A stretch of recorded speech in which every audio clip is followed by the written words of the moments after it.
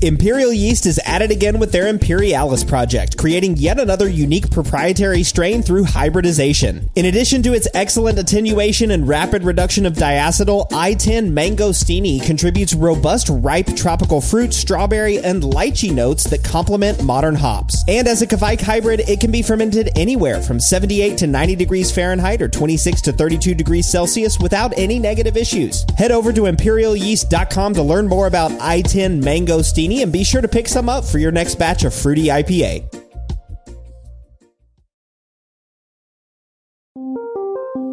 Welcome to the Brew Lab.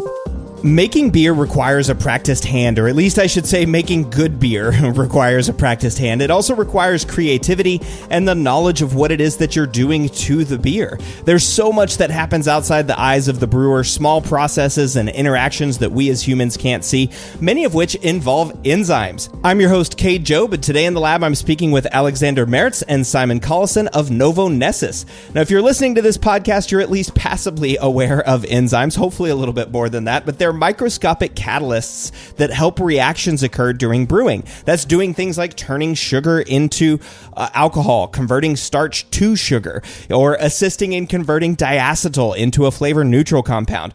Understanding how enzymes work and which enzymes to use is fundamental to being a great brewer, and still one of my favorite things as brewers is that once we understand something, once we understand those fundamental aspects, we can play around with them. We can try new things, which is something that we're going to focus on in today's episode.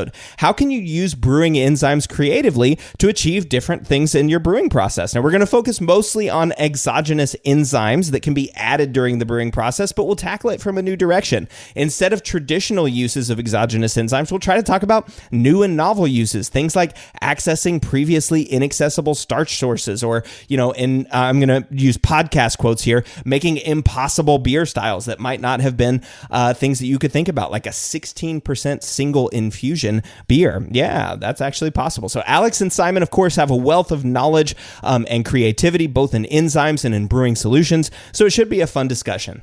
But first, if you haven't yet signed up to become a patron, please consider doing so. By becoming a patron of Brewlosophy, you get awesome rewards like access to Brewlosophy contributor recipes that we've never published, new discounts each month to YakimaValleyHops.com, and for $3 a month, a live Q&A session with a special guest from the brewing industry. Becoming a patron is easy. Once you've contributed at the $3 level or higher, you'll get access to the private Patreon Facebook page where all of the previous Q&A sessions are available to watch. Guests like Vinny Chilurzo, John Palmer, and the Brewlosophy himself, Marshall Schott. There are so many, many more. All of the information that you need to get access to this awesome resource is available at patreon.com/Brewlosophy, so go check it out.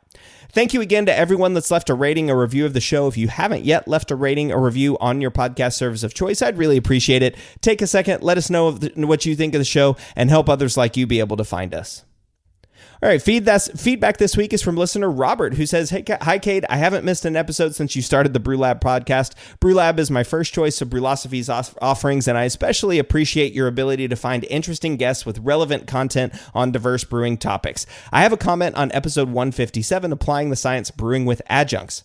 There's a difference between trimming high-gravity beer to make more lower ABV beer and to make light beer. As you noted, high-gravity brewing uses a fermented beer produced from a single high-gravity recipe and deaerated water to package more beer from the contents of one fermenter that could be packaged from the original normal gravity work.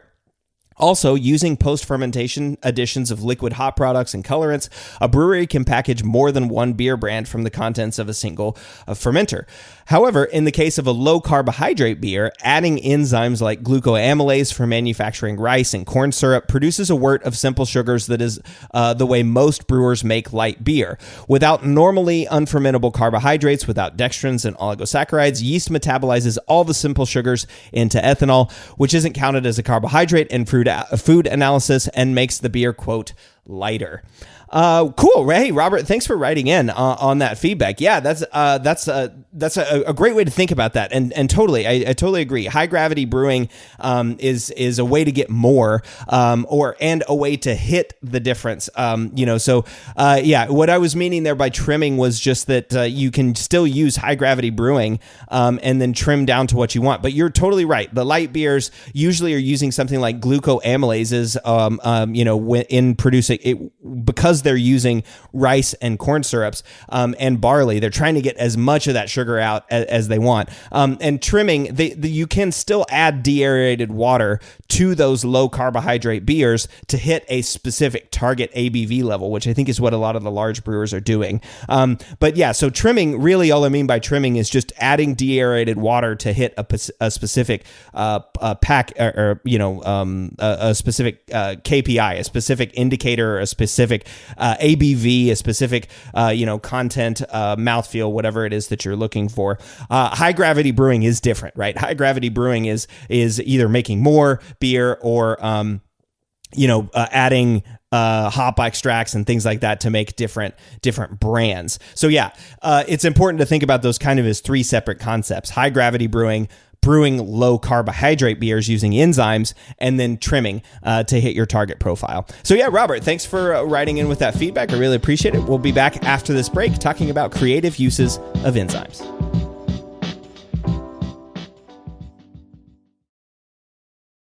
One of the biggest improvements to my brewing practices was the upgrade to stainless steel, and Delta Brewing Systems offers some of the lowest prices on high-quality stainless gear, like the Firm Tank, which holds 8 gallons or 30 liters of wort, comes with a domed lid to reduce the chances of a messy blow-off, and it can hold up to 4 psi of pressure. Delta Brewing Systems also has their own line of brew kettles, as well as one of the lowest-priced all-in-one electric brew systems out there, and their prices are remarkably affordable. If you're in the market for legit stainless gear that won't break the bank, you've got to check out deltabrewingsystems.com. We all know that designing recipes is really fun, and doing it well is so much easier with good software. We at Brewlosophy recently made the switch to Brewfather, and honestly, y'all, we could not be happier. Brewfather utilizes the latest technology to bring you the most robust cloud-based recipe design software that can be accessed anywhere, on your phone, tablet, desktop, and even offline. It also works seamlessly with numerous third-party devices to make it easier to monitor every step of your brew. I know change can be difficult, but trust me when I say you need to go to brewfather.app today to try it out for yourself. That's brewfather.app. Got great ideas, but no idea how to build a website? Get Bluehost. Their AI design tool creates high-quality WordPress sites super fast. Whether you're a blogger, influencer, or launching a side hustle, Bluehost helps boost your growth with built-in marketing and e-commerce tools. Upgrade to cloud and get 100% uptime and 24/7 security to stay online all the time. Why wait? You've got the vision. Make it real. Visit Bluehost.com to get started. The mighty and resilient Merrimack River, carving through the communities of our great region. My name is Linda Lorden, proud president of Merrimack County Savings Bank. And like the river that serves as our namesake, we're a constant yet ever-changing presence. Because to us, it's bigger than banking. It's about powering communities and putting people first. It's about knowing where you came from and where you're going. That's Merrimack style. Visit us at themerrimack.com.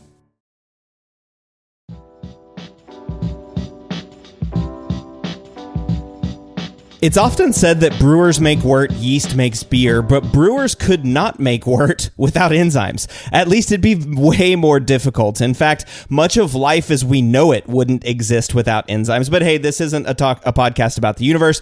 We're talking about beer. And so with me in the lab today to talk about enzymes and possibly some creative uses for how they can be used in brewing are Alexander Merz and Simon Carlsen of Novonesis. That's the new name of the company after a recent merger of Novozymes and Christian Hansen. So Alex, welcome to the Brew Lab. Thank you, Cade. Yeah, and Simon, welcome back. Thank you for having me. Yeah, so Alex, what is Novonesis? The name is brand new, as you just mentioned. It's a merger come out of Novozymes legacy, which has focused mainly on enzymes, and Christian Hansen, who has a long history on cultures. And then beginning of this year, we kind of merged together and gave us a new name, Novonesis, which is derived of the words novo and genesis. So kind of a new beginning. And now we are combining enzymes and cultures for all kind of aspects in life. If it's for the food and beverage industry, if it's for the health, or if it's for the what we call planetary health, that's impacting kind of all of the other processes where you require enzymes or cultures to produce, for example, detergents or whatever. So it's a broad area where we are working in. Yeah, cool. And of course, brewing is a piece of that. And like you said, mentioning the planet, we're going to talk a little bit today about how enzymes might be able to be used to improve sustainability. Now, we'll get there. I don't want to share any fun things. But Alex, you were with Novozymes before the merger, correct? Yeah, that's correct. That's cool. correct. And Simon, of course, you were with Christian Hansen. And I think the last time you were on the show, Simon, we talked about a particular culture that you had developed, which I think that goes by the trade name Near, right? Which is a yeast, which is it's an alternative yeast, not a Saccharomyces cerevisiae, maltose negative, that makes non-alcoholic beer. So Simon, are you still able to participate in these types of innovations after the merger? Yes, definitely. I'm still in the division of applied research. We have been merged with our sister department from the Novozymes side, but pretty much, doing the same things. But on top of that, combining with the enzymes, trying to figure out which synergies and how we can leverage now the power of both having cultures and enzymes in our portfolio. Yeah. Wow. That's so cool. And I think about non-alcoholic beer is a great example of it, right? I mean, that might be a place where you have some cultures that are maltose negative, but maybe some enzymes that might, handle wort preparation or any of these things, which could be really fun. Or, potentially enzymes dealing with any of the sometimes negative flavor characteristics for non-alcoholic beer. Anyway, that's just me pontificating. You guys are the experts on this, and I look forward to hearing what you guys, want to are interested to say about enzymes and how we can use those creatively in brewing. But before we do that, I wanted to do some short introductions. So Alex, I wanted to know, how did you become interested in working in the beer industry, and what is your role at Novonesis? Yeah, so my interest in the beer industry, that's started early. So I'm born and raised in Germany. So I'm completely surrounded by, old breweries, century-old breweries, dating back to the 10th, 12th century. And then I would say it started during high school time, where I became interested, I would say, in the biotechnology of processing foods. And then my decision was to kind of study brewing. So I went to Weinstefan and did my engineering degree in brewing and beverage technologies. And that's, more than 10 years ago. And afterwards, I worked a little bit in a flavor company in beverage development, so creating different styles of beer mixed drinks, I would say, before then joining Novozymes. So I guess in Novozymes 10 years ago. And here I started off in technical area where I supported breweries all over the world, applying enzymes, optimizing their processes, troubleshooting. So I really had hands-on contact to brewers, learning about their issues, their needs when brewing beer with enzymes. And that's something I carried over now in my new role, where I work in marketing. So as business development manager, where I now focus a little bit more behind the scene on new product development and launches. Cool. Yeah. And perfect for this topic today, right? Creative uses for the enzymes. So you have both the technical experience, those traditional uses that brewers are using the enzymes for, but then in your marketing role and thinking about product development and business development, you're able to think about the future. Yeah, absolutely. And that's key for us, right? We are a very innovative company, and that's what we want to do, is really make an impact on the world with biotechnology. And that means we need to look for new ways, in our case, of brewing, where we can support brewers in their specific needs. If it's trouble solving, if it's looking at optimization, or if it's looking for new creative ways of brewing some new beer styles. And now we are in a very luxurious situation that we are kind of have two legacy companies who are super strong in their particular field, and now we can join forces and look for synergies. So I'm super happy now working with Simon on some of these topics. Yeah, and of course, Simon, what is your role at Novonesis, your new role? And also, I know you're a home brewer, so do you have any fun batches going right now? I have some batches going right now. We just brewed a Scotch wee heavy over the weekend, so that's coming up. But also been quite busy here with the merger, so not doing so much home brewing as I would have used to. My role is in the applied research, so doing a lot of new product development together with Alex. A lot of sparring, of course, between the research and the commercial here on that topic. We have a little bit of a different way between Hansen and Novozymes how we did things before, because as Alex said, he was in the technical area. My role was both new product development and technical, so we had that combined.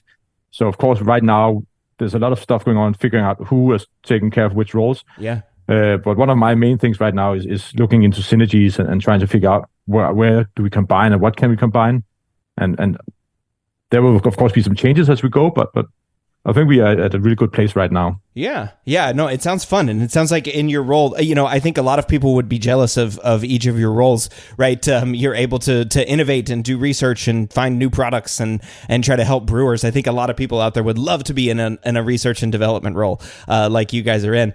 And so one of the cool things, right, that we can talk about now is enzymes and how we're going to be able to use those. That's kind of what we're going to focus on today. And so, Alex, I wanted to ask sort of the high level question of you. What do enzymes do and how do they work? And also, we have had a podcast episode devoted to enzymes and sort of what I would call traditional uses, but I do want to spend a little bit of time talking to you, a technical person, a former technical person at Novozymes and now a marketing business development person. What do enzymes do? How do they work?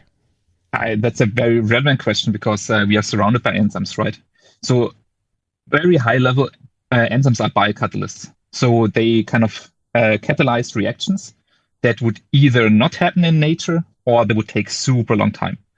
And I think a good example that I typically use when I try to explain it is think about your car. There you have a catalytic converter that's kind of taking toxic gases and converts it into intoxic gases very quickly. So make the environment a little bit cleaner and less toxic. That's a chemical reaction. If you look at enzymes, that's a biological catalyzer. And what it does, it's, as I mentioned before, accelerating processes that would not take place itself or would take a super long period of time. Just imagine when I said enzymes are everywhere, I really mean everywhere. It's in every living cell. If it's in your body, if it's on plants out on the field, if it's in the hops you're using for brewing, it's just everywhere. And you can actually feel it every day, these kind of enzymes. I'm pretty sure everyone listening to this podcast has tried to chew a piece of bread, have it in their mouth and chew on it just a few minutes until you get a really soft porridge. And then after a while, you will recognize it's starting to get a little bit sweeter than it was in the beginning. Yeah. And that's done by enzymes. So what you have in your mouth, actually, it's also alpha amylases who break down the starch of the bread into smaller dextrin and sugars. And they taste sweeter than the original starch. So you already have kind of a digestion process happening in your mouth. And that's continuing through the whole body. So in every single cell, these processes will continue.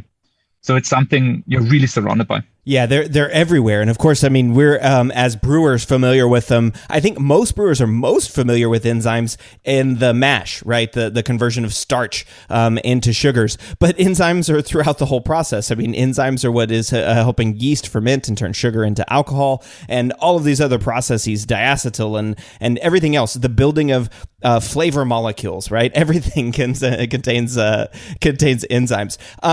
But up to this point, at least to me, it feels like enzymes have really been a product that big beer uses, right? So the big brewers seem really interested in using enzymes, but smaller brewers don't seem as interested. Is that something that you guys see as well?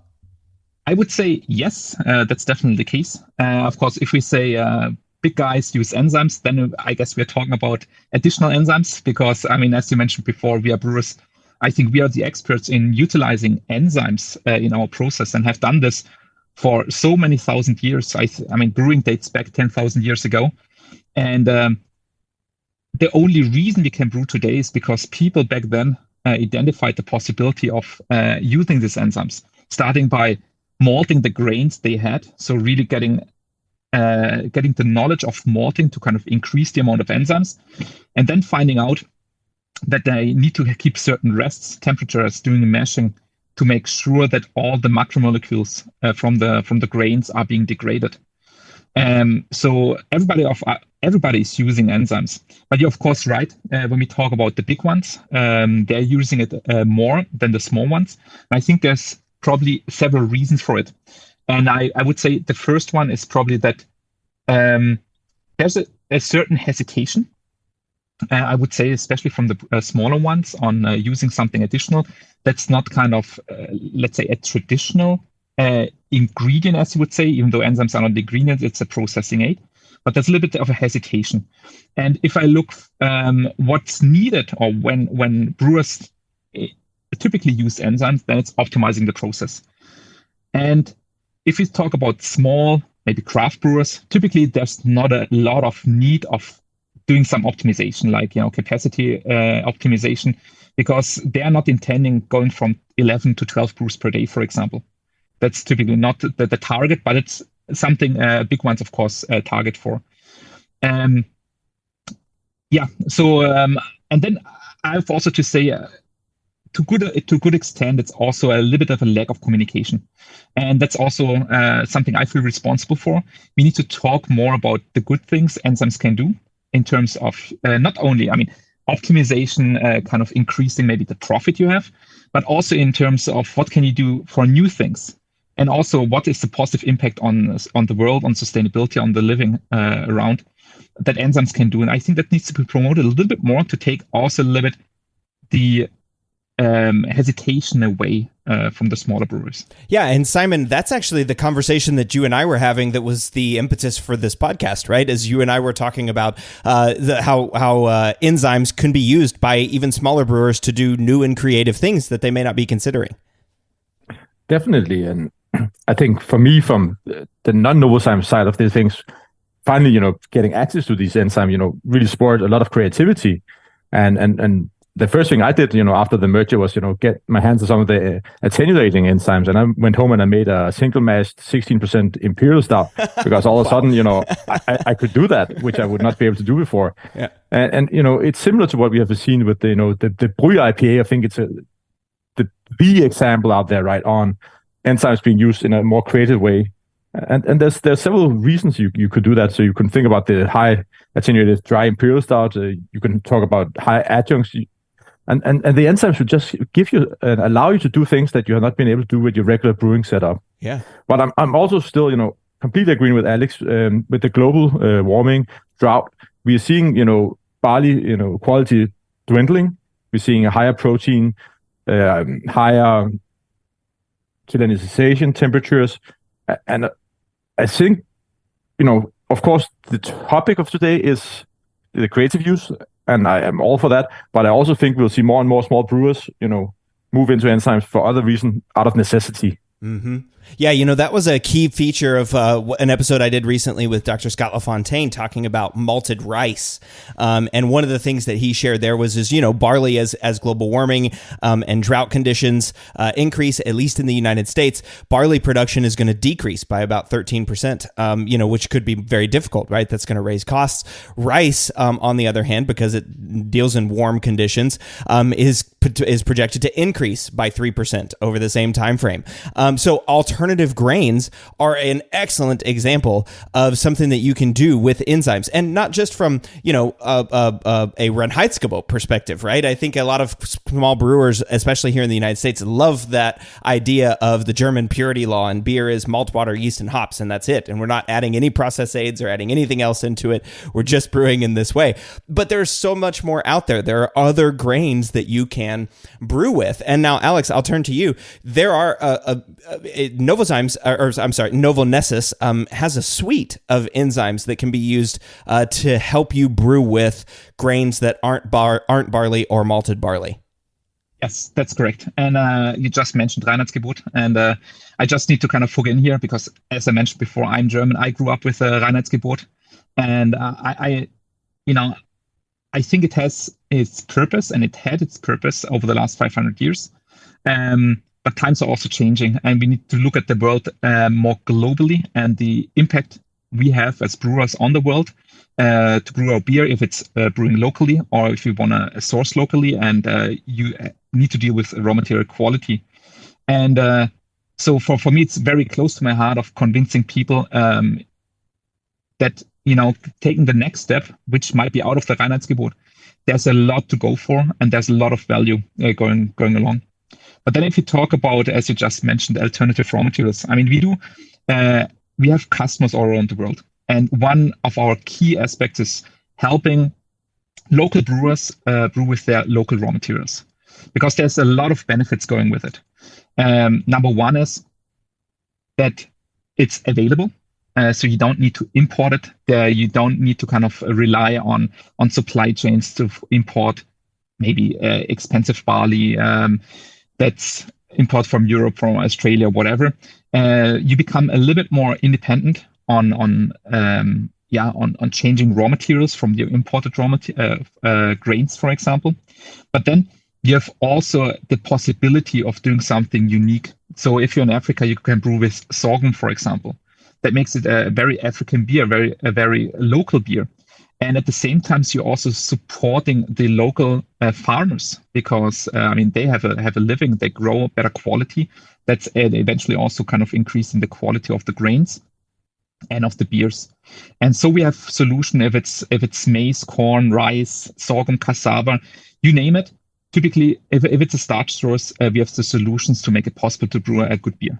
That's cool. And I also think about those from a flavor standpoint, right? I mean, Simon, we were talking about jokingly using a beer that was 50% rye. There are some process aid components to that too. But one reason why you might do that is for a flavor perspective, right? Rye isn't a local grain where I live. Barley is kind of a local grain, I guess you could say. But there are other local grains that might improve flavor components, or we might make decisions based on flavor. Yeah, and I think that the 50% rye was an example, but there might be others, as you said. But also thinking about, all brewers might not have access to the same equipment. A 50% rye beer without a mash filter, forget about it. You'll have a stock, your lautering will go nowhere, right? So I really think here we also see some process aids where the enzyme enables a process that can bring new flavors to brewers that do not have access to all kinds of equipment, right? Mm-hmm.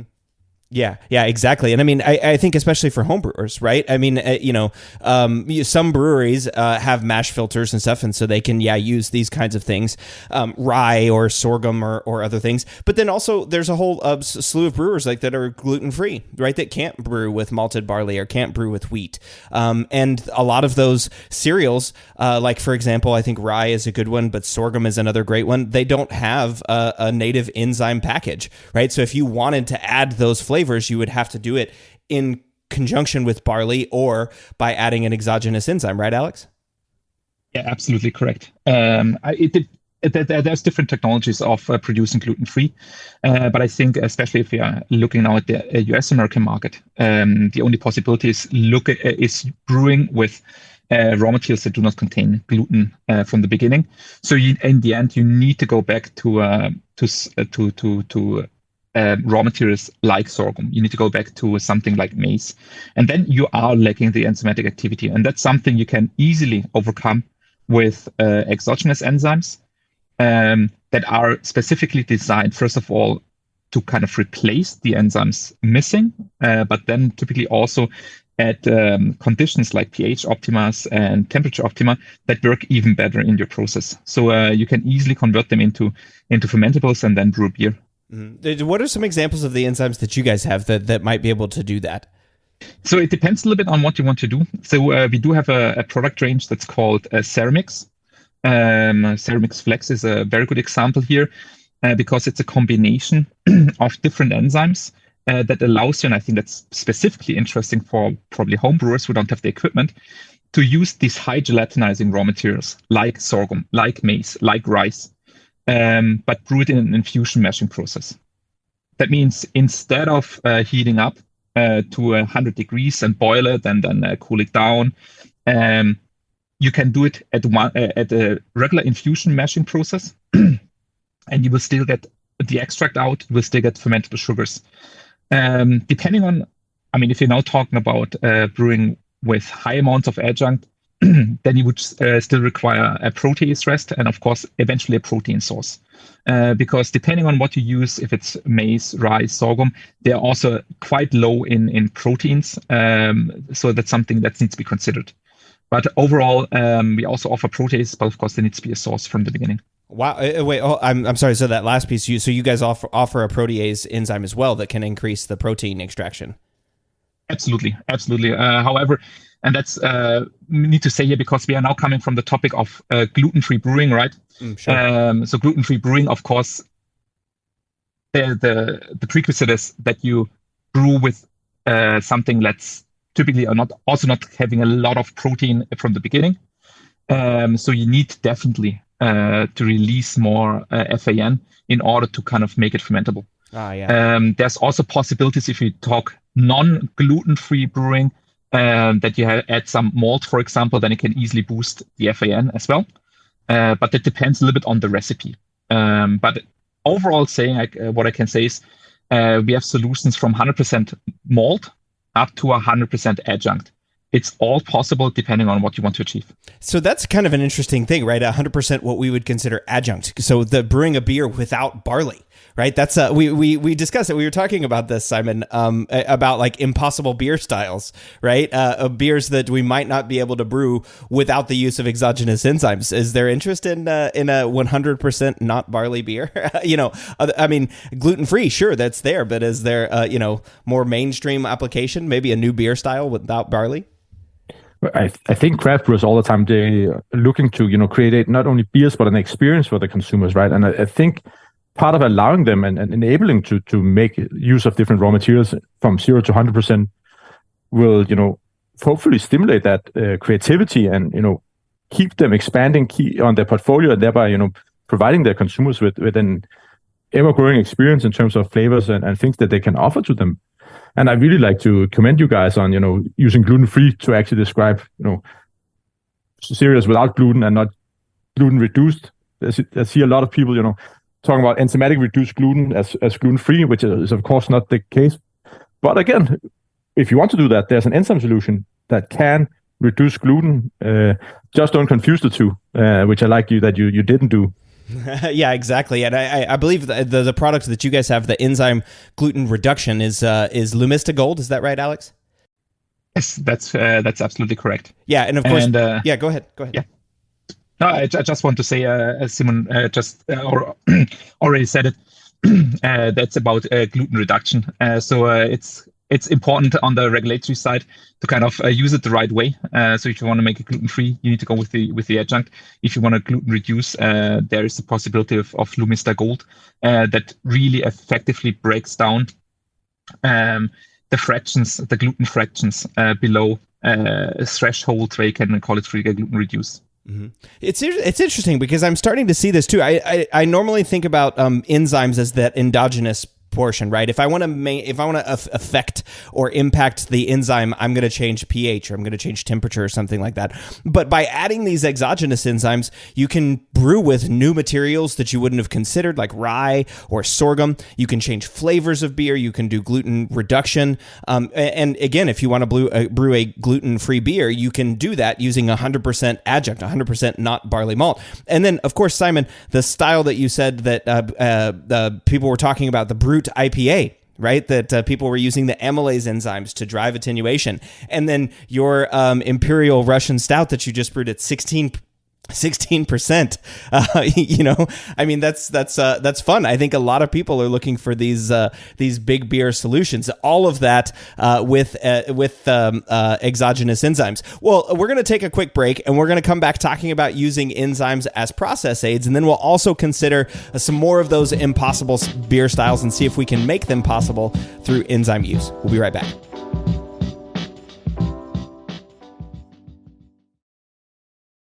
Established in 1995, More Beer has been consistently serving the greater brewing community since the times IPA was expected to be bitter and clear, and there are reasons they've stuck around so long. In addition to their massive product selection and excellent customer service, More Beer has locations on both the West and the East Coast of the United States, which translates into fast shipping times regardless of where you live. And when you spend more than $59, shipping is free. When you're in need of brewing ingredients and gear, there's no better option than morebeer.com, one of the most trusted shops on the planet.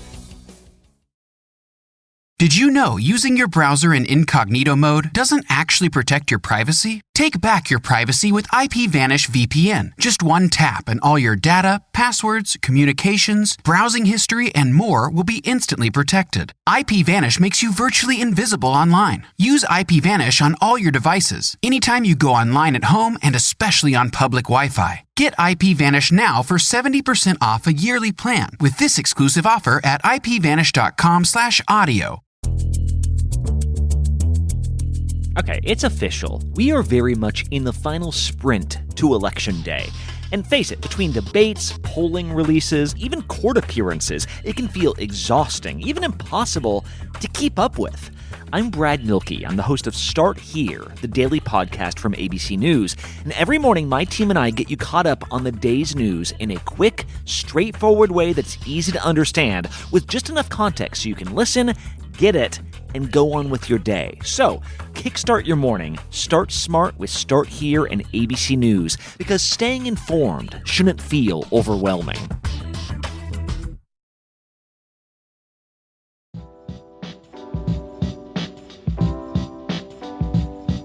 Enzymes are everywhere in brewing, from the malt and hops growing in the ground to malting, mashing, fermentation, hop creep. They're everywhere. Knowing how enzymes impact your brew is paramount, but it's also important to think of enzymes as tools. And Alex, I was just commenting before the break how we often think of changing the temperature or changing the pH as the tool to control enzymes, right? By changing that, we're changing the way that enzymes interact with their surroundings. And that kind of has me wondering, are enzymes like the real tools that brewers are using? I mean, we're changing temperature and pH, but we're really just harnessing enzymes, right? It's absolutely correct. And again, if you look back at the history, so far, the way we kind of designed the brewing process as we do today, typically infusion mashing process, I mean, that's something that's a couple of thousand years old. I mean, they figured out so long, thousands of years ago out, you need to have certain temperature conditions to make the starch break down into dextrins and fermentable sugars, to break down the proteins into free amino nitrogen, and so on. And that was just by try and error. And then about, I would say, 150, 200 years ago, then there was some kind of isolation of the enzyme that kind of described the temperature optima and the pH optima.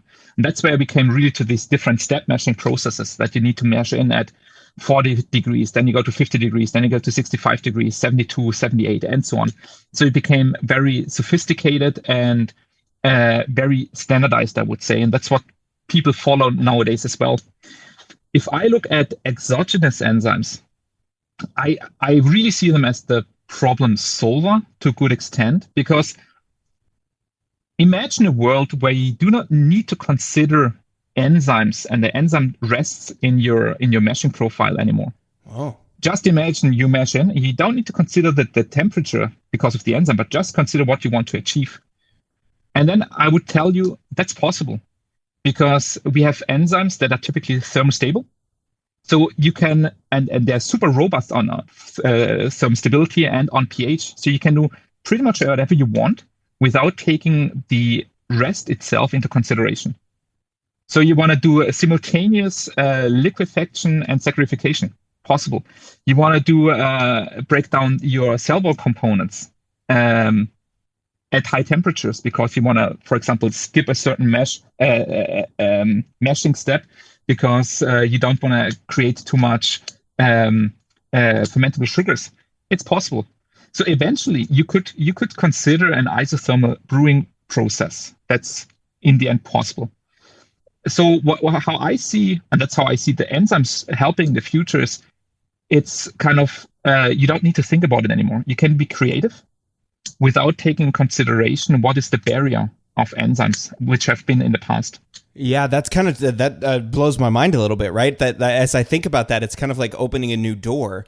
If we're not beholden to, for example, having to do the protein rest at the lower temperature and then move through saccharification. And that's the one that I've always just haven't ever been able to wrap my mind around, is that alpha amylase is necessary to make sure that to break things into chains that beta amylase can act on, but beta amylase is at the lower temperature than alpha amylase. So to get an alpha amylase amylase activity optima, you have to denature some of your beta amylase in order to make a fermentable sugar or a fermentable wort. And that's how the natural optima of these. But what you're saying here, Alex, is that you could use, for example, an isothermal mash and add exogenous enzymes and not worry about any of it. Do it all. Yeah, absolutely right. And I think the example you just brought is fantastic, because you're talking about alpha amylases and beta amylases. And so far, I mean, if you look at the mesh profile we use nowadays, and let's talk about barley malt, we have a super small range where we can work. So the beta amylase is quickly inactivated above 66 degrees. Gelatinization temperature is typically of barley malt somewhere between 62 and 64 degrees. And then the alpha amylase is active on higher temperatures. But then we look at climate conditions nowadays, and we see that gelatinization temperature is increasing. And that puts pressure on a lot of brewers in the world, because suddenly they're in a range where the grain is gelatinizing at temperatures where the beta amylase is already kind of denatured, deactivated, and it's not performing anymore. So there's a lot of challenges here. And then you have the possibility, you can do it all at higher temperatures. And that has impacts, on the processability, of course, itself, but it also makes it easier for you to reconsider your brewing process. So you have, for example, you have a hot water amount available, surplus on hot water. You don't need to cool it down anymore. You can just mash in at a temperature that's best for your energy balance, for example. So you can suddenly not think enzymes anymore. You can now think, what are other parameters I want to meet in my brewing process or in my brewery to make it more efficient, or to meet my criteria for the beer I want to brew. Yeah, and Simon, is I think for homebrewers, right? People, this idea of managing your mash temperature, as Alex said, within that very narrow range of a few degrees Celsius, right? That's difficult for many homebrewers. They're trying, we've got all this equipment like recirculating pumps and heat sticks that are controlled, but some people are on gas-fired propane burners, right? And then they're expected or mashing into coolers, igloo coolers, that they're trying to hold a consistent temperature. Those are challenges for homebrewers. Definitely. And I think, and what I like about homebrewing is that people are so creative, and you mentioned the coolers. People are getting to work, right? So even without enzymes, people find a way. Yeah. If there's alcohol, there's a way, it seems, right? It's that's right. And that's really what I like. And I think, for me, this disconnect and what I saw coming in from outside the enzyme business is, how can we, allow some of the people, the small brewers, maybe even the home brewers, to have access to these enzymes, to enable them to bring that creativity, which has otherwise been limited by processes. So as Alex said, forget about the process, and now only think about what you want to achieve in terms of flavor, aroma, profile, body, mouthfeel. And that would be super cool. That said, I also agree that we need to, of course, consider the environment, and we have some challenges. And I think a lot of brewers also starting to see post-COVID much more competition. I've talked with brewers that said, I didn't imagine seeing competition in US craft within my lifetime, but it's here now. We have, very steep competition for the market share.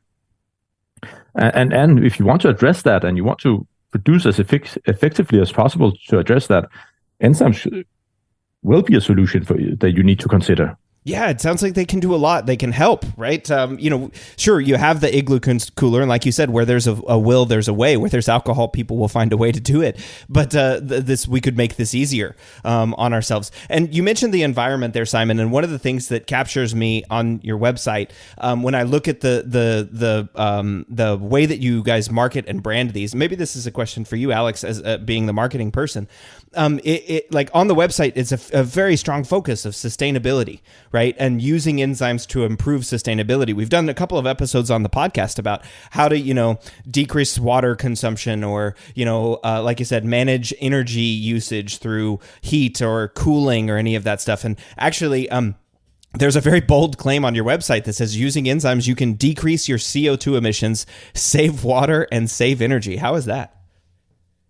That's a really good question. And I can tell you there's so many different ways, because no matter how you use an enzyme, it in one or the other way will help you kind of have a positive impact on sustainability. And I can name you a couple of examples. Number one, you can avoid the malting process. So we talked before, you want to still brew with barley. It's possible. You can go straight with barley. There's no malting process needed because enzymes can make up for the lack of endogenous enzymes. And we all know how energy intense, water intense the malting process is. Then we talked already today about avoiding a cereal cooker. So instead of going up to 90 degrees or 100 degrees with maize, for example, and then cool down, you could do it in a infusion meshing step. That's saving energy. Then we talked about combining different meshing steps. So instead of having a liquefaction, saccharification, and breakdown of hemicelluloses in 3 different steps, you could do it at 1 step. That's shortening the time, that's shortening the energy requirements that you need. You can, by better degrading the hemicelluloses, not just the beta-glucans, but also pentosan silence, you can fasten your lagering process, you can fasten your beer filtration process. If you're a big brewer, that's saving time and energy in the end. Then you can work with, let's say, less quality raw materials. That means if you don't have the best quality available, and I here talk a lot about, for example, emerging markets, you can go to less quality and still achieve good beers. You can use local raw materials, which avoids the importation and transportation of grains. Then you get more yield out of less. So in kind of increasing your brew house yield means you require less raw material, which is also saving farming and so on. And then eventually, when you kind of bring it to the optimum and everything is running super smooth, you can actually increase the capacity of your brewery. That would mean less investment in steel, less building of brewing site, and so on. Talk about the big ones, but no matter which angle you look at it, there's so many possibilities of saving energy, water, CO2 when using enzymes. Yeah, I mean, wow. I think of just like even avoiding the malting step, how much water that would save, right? That's another one of those places. I think I was talking with Selena de Gulen. I think you guys know her. She's from the UK at Nottingham. Anyway, she was talking about using green malt, right? Because we go through all this effort to take malt from the field, and then we hydrate it, right? For a long time, we use all of this water to put to hydrate the barley so that the enzyme activity will start and the barley will start to grow, and then we dry it all out again, right? We kiln it or roast it to fix that enzyme package, and the whole point there is to fix that enzyme package and generate flavor, right? I mean, to provide those endogenous enzymes, but you're using so much water to do that we dry it back out, then we ship it to the brewery, and then what does the brewery do? They add a whole bunch of water back to it, right? Like restart the process, all of that water that we just lost. So that's really interesting to think about, like avoiding the malting process as a sustainability. And if you have these combination of enzymes where you can change the gelatin, not worry about gelatinization or any of that, you could you could use whatever grains you want. And Simon, again, to our kind of ongoing discussion about this, that opens up a world of possibilities in terms of beer styles that we might not think about, right? So some creative, maybe what we used to think of as impossible beer styles that now might be possible. Definitely, and I think I did the very high ABV stout in the single mash, but it could be. I think the next I would have tried would have been a rye stout, like maybe going with 50% rye in the same, and starting to combine these things. And I really see, our portfolio as a catalog of building blocks. Maybe being from Denmark, you like to see everything in blocks like Lego, but really, that's how I see it. And I really would, encourage brewers to have a look and try to figure out, how and what they want to build with these blocks and what they want to bring in terms of product offerings to their customers. Because I think, having that diversity and having a lot of creative brewers out there, and, I don't have all the answers, but I can, enable those people and their creativity by bringing this out to them. That would be absolutely fantastic. Yeah, for sure. Rye is one of those things that it's a grain I really enjoy. I love seeing it, in IPAs and all those different kinds of styles, but there's just such an amazing mouthfeel to it, right? And it has I don't really taste this cardamom flavor that a lot of people taste in rye. I think that's mostly because in the United States, rye bread usually has cardamom spice added to it. And so I think a lot of people sort of see that spice. I don't really taste it as much. But rye has this awesome flavor, and it can be neutral, and it adds a nice viscosity and mouthfeel to something like a stout or a porter or a dark beer. It'd be great. But like you mentioned way earlier, Simon, the processing of rye, especially for a home brewer, without adding enzymes is near impossible.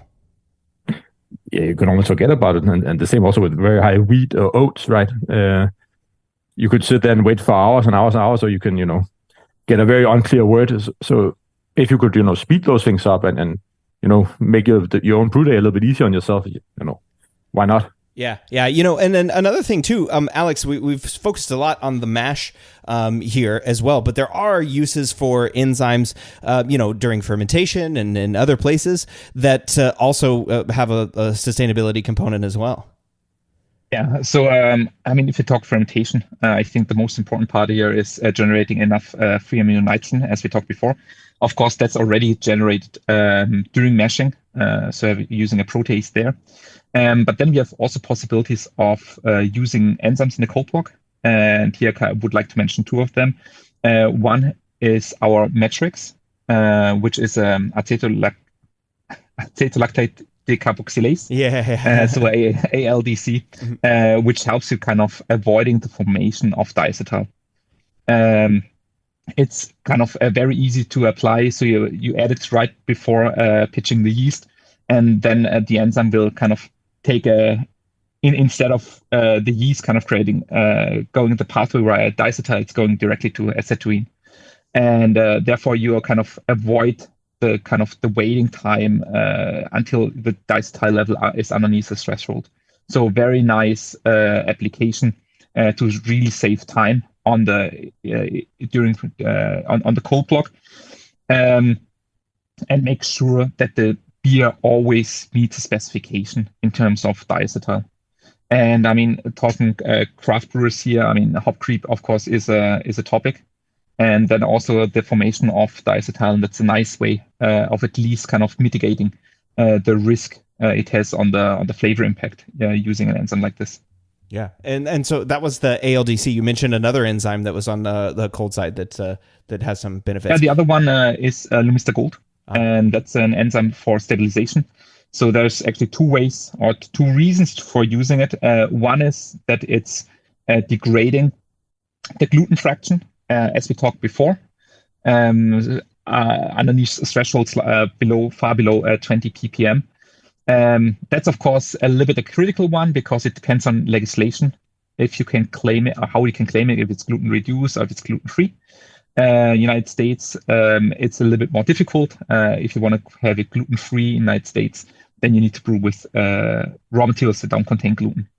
The other one, the other reason for using Lumista Gold, that's colloidal stabilization. So what it does, it's a protease that makes sure that the precursors for haze formation, so in the final beer, are degraded.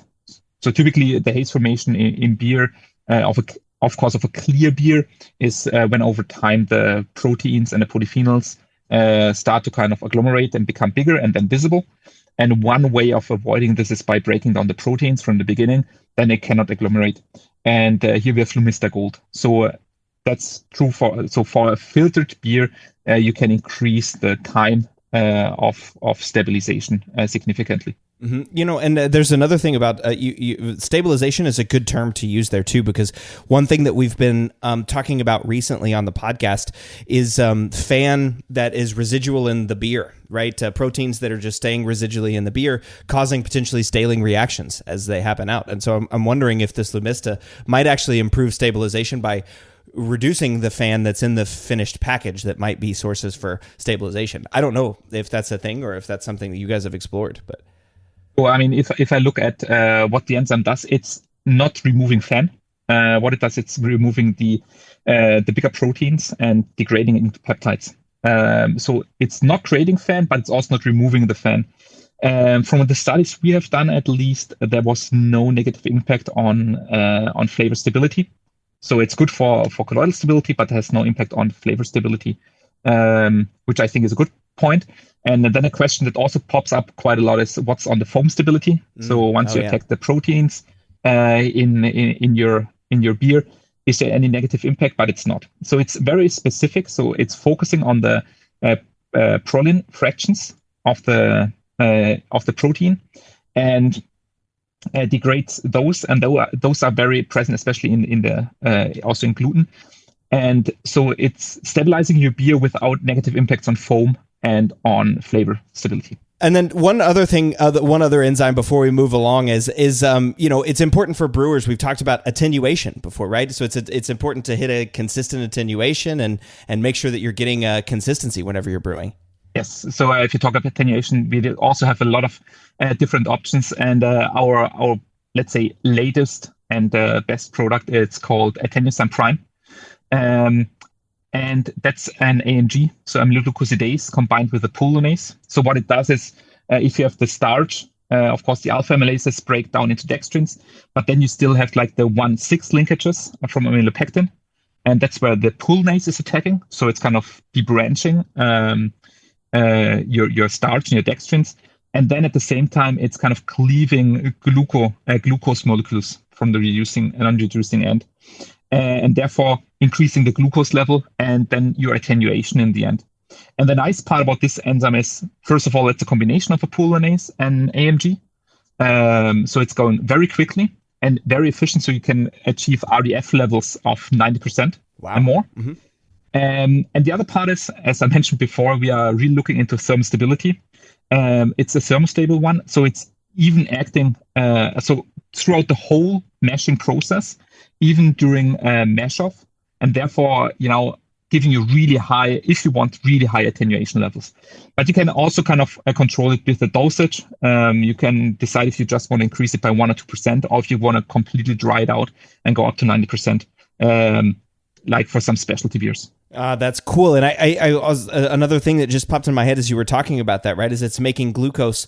There are, or at least I think there are studies that have shown that like yeast, as they're processing glucose, are creating different flavor characteristics as byproducts, right? Versus whenever they're doing maltose or maltotriose, they're creating different flavors as they're using and processing those different sugars, just based on some of their processes. Of course, strain dependent. So here's another opportunity that you could potentially change the flavor of your beer by using this, Enzyme Prime, this AMG and pullonase, to change the composition of the wort sugars, which might ultimately relate in flavor differences.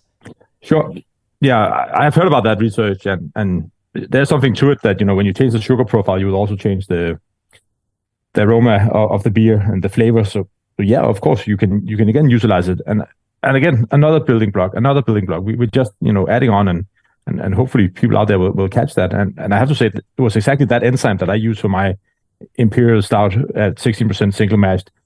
It just chews through the starch and the fermentability just goes through the roof. Yeah. And I wanted to pause on that for just a second and because you've said that now a couple of times and I wanted to highlight this.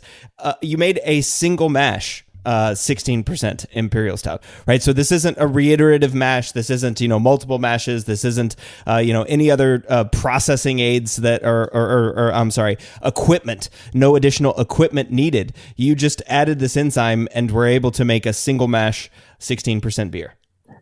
Yeah, so I have a little bit more advanced home brewing system. So I have with automated agitator for my mashing. So I get continuous mixing, meaning I can mash in at a higher water to grist ratio. So that, but I didn't boil it for a long time to evaporate a lot of water. No, I didn't sparge with less that I would normally. I just really managed to extract as much as possible from that batch of malt. Mm-hmm. Yeah, I love it. And we've mentioned a number of times the creativity of brewers, right? The Brute IPA.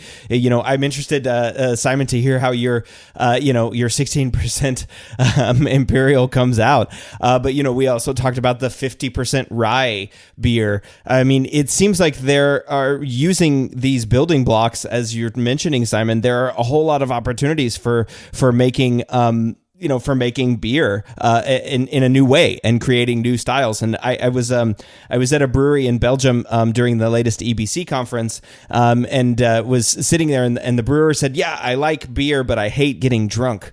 And so he was talking about biogenic amines and all these different processing procedures that he's using to do this. And I started thinking like, oh man, that would be amazing if we could have enzymes that would help us. I mean, in the human body, enzymes are breaking down alcohol into acetaldehyde, and then pushing that out. I'm not suggesting that Novozymes needs to come up with an enzyme that will help us with hangovers,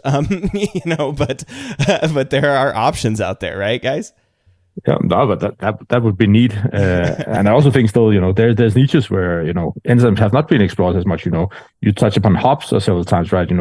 The release of sulfur active aroma compounds from that normally cysteinated. That could be some options. How do we promote other flavors? How, hops is also under pressure from environmental changes, and be able to extract as much as possible. So you need to use less. That's something Enzymes does well. So that could be an avenue that, we could pursue in the future. Yeah. Yeah, we mentioned hop creep a little bit, but Matt Cottrell at the most recent World Brewing Congress presented some research. Of course, he's the guy that discovered the alpha amylase and beta amylase genes in hops, or at least was maybe the first person to articulate that they exist. But he was talking about using beta amylase, adding that during fermentation to prevent hop creep, right? If you get rid of the substrate, then there's no hop creep at the end after you use hop creep, or after you add hops in. So yeah, there's all these opportunities as well for looking at hops and looking at ways to improve brewing through enzymes. So I'm excited to see what you guys come up with next at Novonesis in terms of brewing solutions and coming up for the future. I asked this question of all my guests towards the end of the show, and so Simon, hopefully you had time to think about it and had anticipated it. But I ask always, if you want brewers to take away just one thing from today's episode, what would it be? And then Alex, I'll ask you the same question after Simon. I think one thing for me is definitely, enzymes, don't think of them only for efficiency. Don't think that's only for the big guys. Think of them as new possibilities, new ways of being creative. Think about how you can utilize them to bring out new product offerings. Yeah. And then Alex, the same question to you. If you want just one thing, if you want brewers to take away just one thing, what would it be? Yeah, first of all, I think it was good what Simon just mentioned, so I don't need to mention this one. It's covered, so you have two statements. But what's important for me is really rethink your brewing process. So go away from the traditional consideration. You have a step measuring process. You need to kind of have certain rests, and use this liberty to really focus on what you want to change. If you have other problems, not problems, but other idea how you want to run a process, I'm pretty sure it's possible. With the enzymes available on the market. So rethink the brewing process and use enzymes as a tool to make it happen. Mm-hmm. Yeah, and one last question for you guys, and I don't know which one of you would want to answer this, but for brewers, for commercial brewers and big brewers, I'm sure that the enzymes are somewhat accessible. Do you have plans to get some of these enzymes out into the hands of home brewers? So enzymes are available in the United States via our distribution partner. So far, that's Univar. So from this perspective, it's available. Okay. How the future will look like, let's see. In terms of if it might be directly available or not, that's hard to say. Of course, right? It's available so far by our distribution partner. Cool. Okay. Yeah. So then if you're looking and available to get access to that distribution partner, that's a great way to get access to those enzymes. All right, guys. Well, is there anything else that you didn't get to talk about that you would have liked to mention on the show today? Yeah, maybe one thing. So if you want to meet Simon and me face to face, there's a possibility last week in November where we're going to be at Braubeviale in Nuremberg, Germany, with a big booth. So come by, meet us, and we can talk enzymes on a beer. Well, gentlemen, thank you so much for coming on the show and talking about, creative uses for new enzymes. I really appreciate what you both said there, thinking about brewing in a different way, but thinking of tools and building blocks and way that you can combine different enzymes together to make new things. So thank you both for coming on the show. Alex, of course, thank you for joining me in the Brew Lab for the first time. And Simon, thanks for coming back. Yeah, thank you so much for inviting, and it was absolute pleasure talking to you. Yeah, of course. I enjoyed you both. All right. Well, next week, Jordan and I will be back applying the science of this episode, and we'll see y'all then. The Brew Lab is a production of Brewlosophy, where they who drink beer think beer. Don't forget to visit brewlosophy.com to read about our weekly experiments and other brewing adventures, and listen to us talk about it on our other show, the Brewlosophy Podcast. Thanks to all of our sponsors and patrons that help make this show possible. If you'd like to receive a reward for helping us do what we do, visit patreon.com/brewlosophy to see how you can do just that. Thanks so much for listening. We'll be back in the Brew Lab with another guest next week. Until then, think beer. Did you know using your browser in incognito mode doesn't actually protect your privacy? Take back your privacy with IPVanish VPN. Just one tap and all your data, passwords, communications, browsing history, and more will be instantly protected. IPVanish makes you virtually invisible online. Use IPVanish on all your devices, anytime you go online at home, and especially on public Wi-Fi. Get IPVanish now for 70% off a yearly plan with this exclusive offer at ipvanish.com/audio.